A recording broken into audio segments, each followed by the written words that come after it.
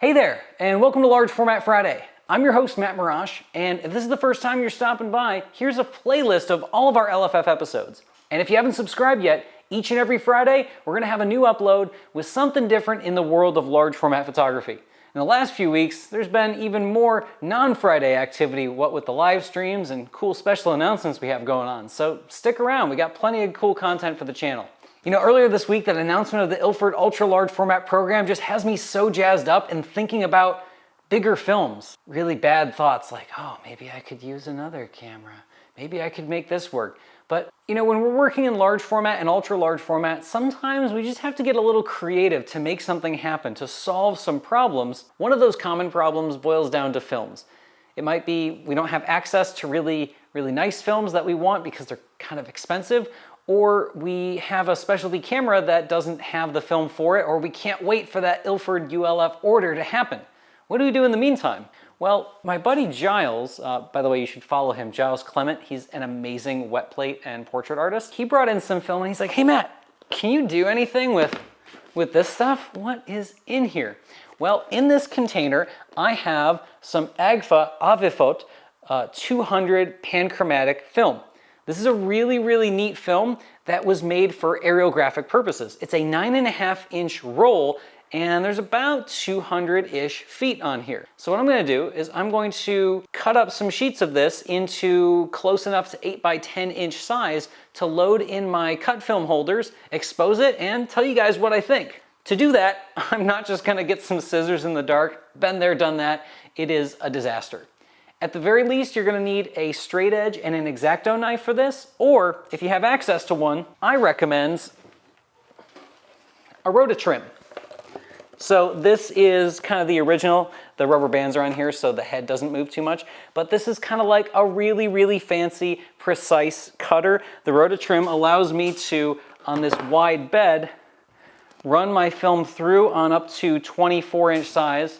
I don't have 24-inch film yet, but that'll allow me to measure out a flat edge by a dimension, run that through, and then just move the cut head, and it makes trimming super duper easy. Before I get going with the real deal film and slicing the aerial film in the rototrim, I'm gonna measure out a sheet of 8x10 film to see which dimension would make the most sense to cut along. Remember, my roll of film is 9.5 inches wide, or about 24 centimeters, and I'm gonna compare that to a sheet of 8x10.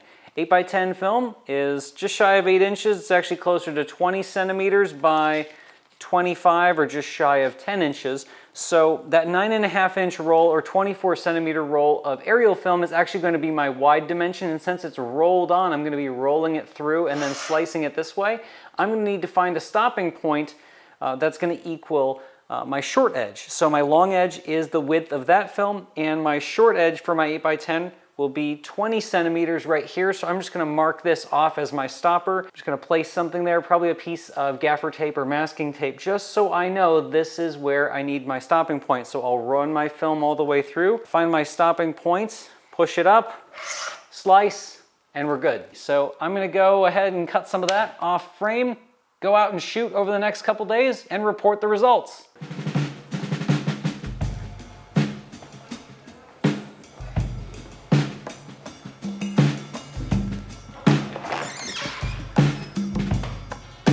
All right, so we're here at 400 West Rich, and it's time to soup the initial shots of this Aviphot 200. I rated it 125, and I only shot a pair of sheets because I want to see how these develop. The film is super thin, guys. So what I'm going to do is use my 20th century camera 8x10 processing reel in this 5-up Patterson tank. That'll give me an initial test. I'm gonna use my go-to, which is my Pyrocat HD, which I've got in this kombucha and soap bottle here, my parts A and B, and we're gonna see how those look. Okay, so you can see there was a bit of a change of plans. These are in trays right now. What happened was I was not counting on how incredibly thin the aerial film would be. This stuff is like, I don't know, it's just a very thin base. It's almost like tissue paper, but it's, you know, for the film, for the emulsion and age, this is super clean. And it almost reminds me, just looking, it almost looks like a punchier FP4 or like a plus X negative, and I actually treat it like plus X. I expose this stuff at 125, so I'm really excited to get in the basement tonight, cut some more, and go out in the field and shoot some more for you and share the results.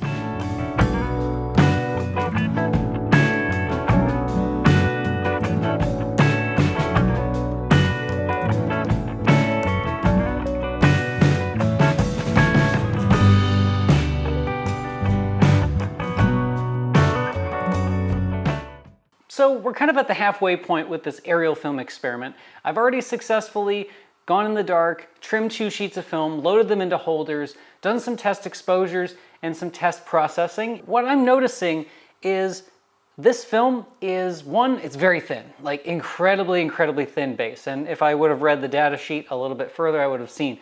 But it's also got a little bit more spectral sensitivity than most films that are panchromatic. And this is giving me some ideas.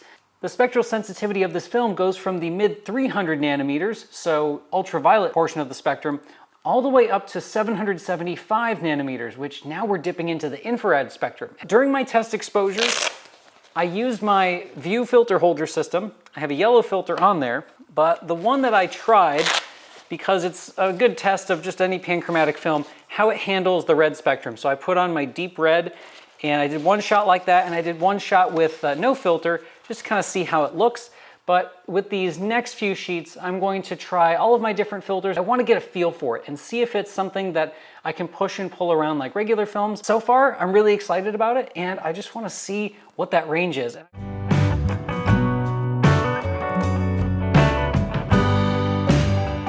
Well, I'm out here at Green Lawn Cemetery, just south of downtown Columbus, and got a shot set up.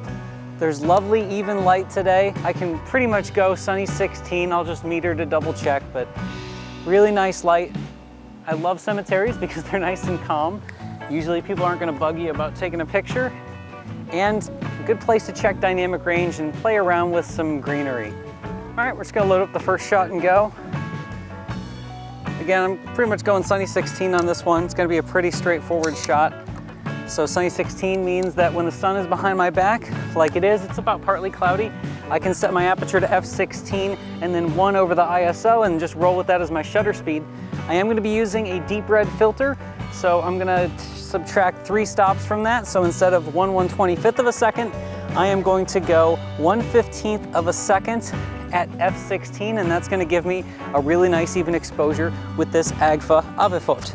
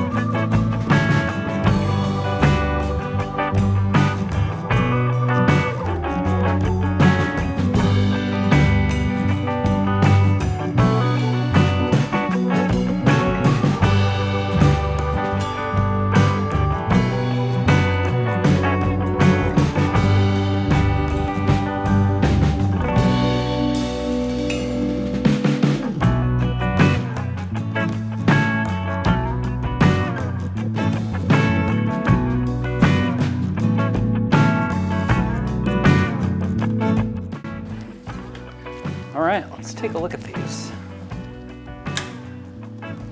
You know, aside from the crazy cut job I did, this film looks pretty sweet. got a really nice transparent base and seems to hold a lot of dynamic range. So the experiment went pretty decently. Big takeaways on this film: it is incredibly, incredibly thin, like thinner than anything you'll have tried, especially in sheet film formats. Like, it is super, super thin. It's because it is a roll film. I think for 4x5 shooters, this won't be as much of a problem as larger formats because the little guardrails that you slide the film underneath are a little closer together than they are in the larger sheet or wider format sizes. But quality-wise, this film was great. It is expired aerial film, which is a little more than a decade old, so my expectations were pretty low as far as what I would get, but I really like the look of the Aviphot. It's very smooth tonality, really good retention in the shadows, decently low base fog, and kind of rolls right off in the highlights. I did develop in a compensating developer, my PyroCat HD. This particular film I exposed as 125 instead of the 200 that it's recommended. On the datasheet, there's a range that they recommended, 125 up to 320. I took the lower of them. PyroCat typically loses you film speed. And the results, I'm still trying to figure out what this film feels like.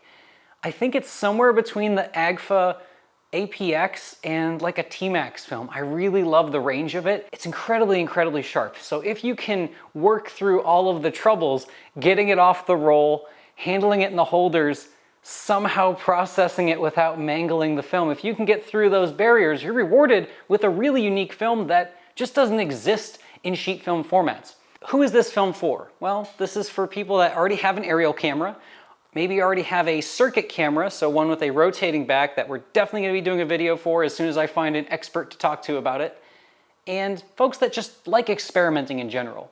You probably want to have a good handle on your process, so you already kind of know that no matter what cut sheet you load into the camera, you can pretty decently expose it, and you have a variety of ways to develop it just in case you run into some troubles. This film is really for those who want a challenge. You can save a little bit of money, but you got to put a lot of work into it.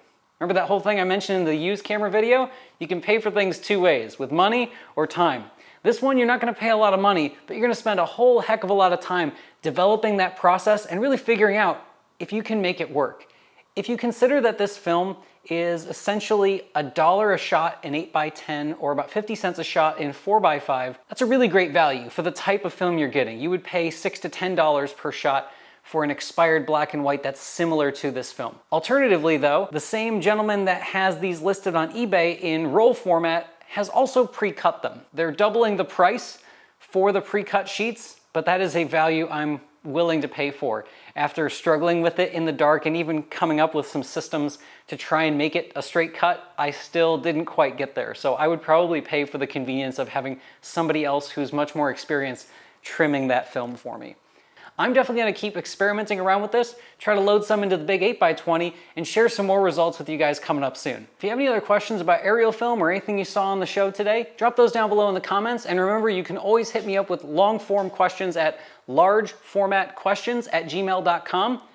Thanks for stopping by today, and we'll catch you next time for more Large Format Friday.